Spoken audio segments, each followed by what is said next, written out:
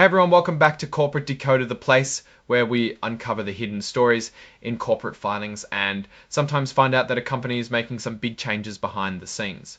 Today we're looking at Falcons Beyond Global and what they've been up to. So Falcons Beyond Global, a company you might know from its entertainment and resort destinations, has filed a Form 8K, which is like a bulletin for really important stuff happening right now at a company.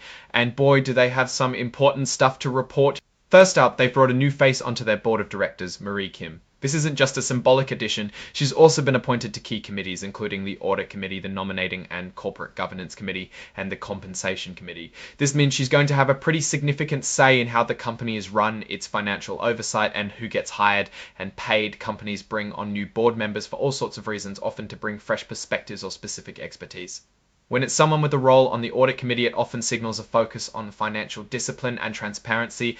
But the big news here is the departure of Simon Phillips, who was both president and a director. He's not just walking away though, he's entered into what's called a separation agreement and general release. Think of this as a formal agreement that lays out the terms of his exit. He's stepping down from his executive role and his board seat, however he's not actively working. This garden leave period is pretty common for senior executives leaving a company.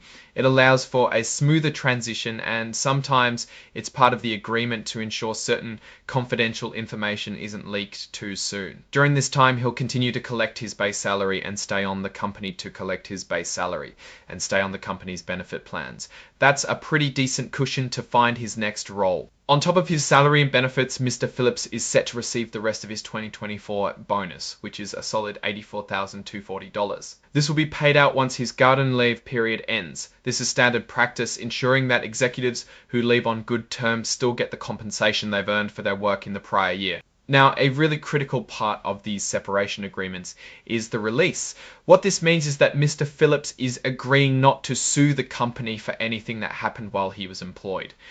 He's essentially saying he won't bring any legal claims against Falcons Beyond Global, its affiliates, or its leaders. This is a mutual benefit, protecting the company from potential lawsuits while providing the executive with a clean break and the agreed upon compensation and benefits. Let's quickly look at what the company actually does. They have Class A common stock trading on the NASDAQ under the ticker FBYD. This just tells us how their ownership is structured and where you can buy and sell shares of the company. They also have warrants, FBYDW, which are like options to buy stock in the future. These particular warrants will allow holders to buy shares at a set price, and they're tied to the company's common stock. They expire in 2028. Think of warrants as a way for companies to raise additional capital or incentivize investment, giving investors the potential to profit if the stock price goes up significantly. Falcons Beyond Global has checked the box indicating they are an emerging growth company. This means they have less than a certain amount of revenue and can take advantage of certain relaxed reporting rules for a period of time. It's a status that helps smaller, growing companies manage their reporting burden. Now let's talk about what this all means. The appointment of a new experienced director like Marie Kim, especially to crucial committees, suggests a strategic move to strengthen governance. This can be a positive sign for investors, showing a commitment to oversight and responsible management. However, the departure of a key executive like the president and a director, even with a separation agreement in place, always warrants attention. It can signal internal shifts, disagreements on strategy, or simply someone moving on to new opportunities. Without more information on the reasons behind Mr. Phillips' departure, it's hard to say definitively, but it's definitely a significant event that often precedes other changes within a company's leadership structure or strategic direction. While this filing doesn't contain detailed financial tables that we often dig into for our deep dives, the leadership changes themselves tell a story.